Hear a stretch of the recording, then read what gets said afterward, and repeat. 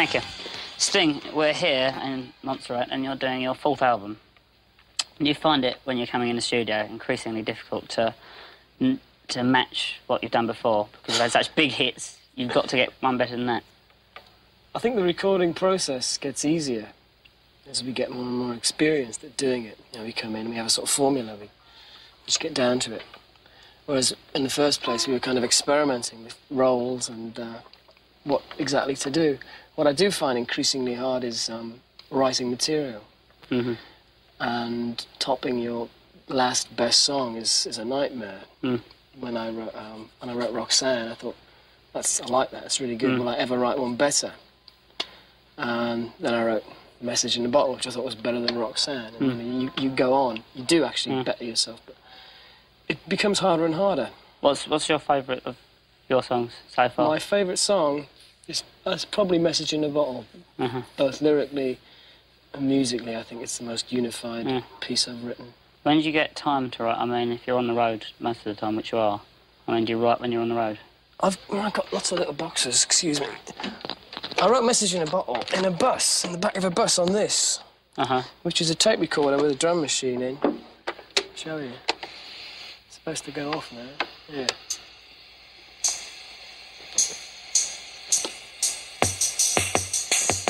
Play along with it, you know, like this. In the back of a bus. Well, that's nice. So, well, let's go into Message in a Bottle then. I mean, how did you write that? Well, let's go further back even. I mean, as a songwriter, as a composer, you like the sound of certain chords. And I like the sound of, say, D minor ninth. But I also like what follows it, which is A9. Yeah. And the combination is, oh, that's good, I like that. Where do we take it from there? Go up to B, F sharp, and over 2 bars you got a sequence. And you start humming along. So the music comes first, is it, before any lyrics? No, that's not true. It comes from 2 different areas. You put your music hat on, you sit and write a riff, and then you go away with your notepad and you write lyrics down. And sooner or later they meet. But by using tape recorders, you can keep track of your ideas because they sort of fly around your head. So, I mean, with Message in a Bottle, were all the bits there, did they all come at once, or did you have like one bit there? No, it all happened very slowly. As I say, I had this sequence going on of the chords. By arpeggiating, you get the riff. So if we stick it down... This is how you demoed it and presented it to the band, is it? I get home from the bus. Yeah. And I stick Dennis the drum box on. Yeah, there we go. Because Stuart's not always available. No. Probably keeps better time, really. I set this tape recorder away, like so, and put this riff down, just for memory. Yeah. Mistakes as well. Yeah.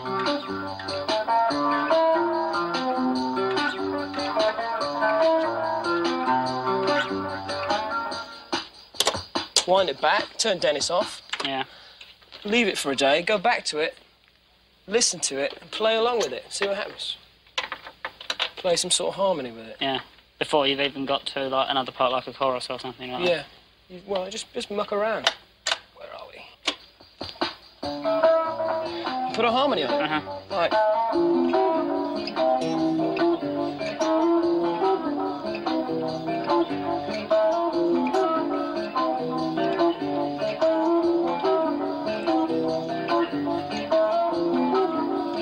Thing is, you know, most nights when you do that, it sounds awful. Yeah. I've had too much to drink, or the riff in the first place was lousy. In this case, it was good. So then you think, well, what should I do next? Put Dennis back on. Go on. Ah, there he is. You think, right, that's a good verse, right, let's have some rock and roll in it. Would this be something that you maybe come up with before, like an idea for a chorus? Maybe it's in the, you know, you pile the tapes away, because it hasn't fitted anywhere. And all the time you're sort of mumbling rubbish, you know. And when you got a reasonable structure, you know, written with a chorus, you go to the big pile of lyrics, which you write all the time. You can write them anywhere. You can write them in a bus stop, you can write them in the pub. And you just look through them and you see Message in a Bottle. Oh, that's an interesting title, because I write from titles. Yeah. I don't write the first line of a song. Yeah. It's a mistake, because then you have to come up with the second one. Mm. If you write backwards from the chorus line, Yeah. which is usually the hook, Yeah. then you usually come up with it. So I had this Message in a Bottle. What's Message in a Bottle about? It's usually about some guy with raggy trousers and a beard on a desert island. Well, how then? I mean, so you've got the rough idea for the chorus there, and then the idea for the verse. So how then do you present it to the band? Well, you join all the bits of tape together in a sort of rough fashion, you know, with sort of very rough parts on, and say, "Hello, Andy and Stuart, I've got a new song." And they go, "No, it's really good. I promise. It's dead good." And you know, they learn it and then they adapt it and change it. Yeah. It's lucky to have brilliant musicians. Yeah. Yeah, they said that. Well, we're paying each other, but you know, you could go along to say some duff musicians and they wouldn't get the same thing out of the same material. So you had 4 weeks in which to write most of the material for this album. Did you find it sort of only came in the last week or something like that? No, as I say, I write in bits and bobs. You know, a bit here, a bit there. It is like a jigsaw. Yeah. In the last and in the few last weeks, week you have all the we'll go with that one. Yeah.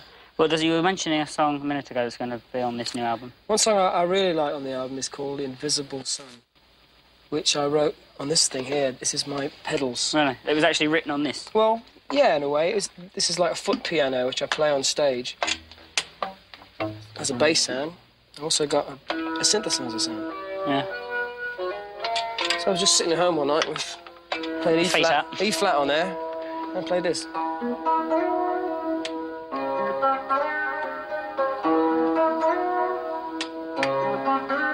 Great. So it was straight down, yeah? Did Dennis get involved?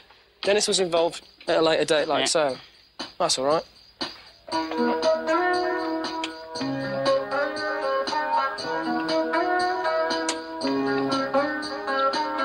Change the chord.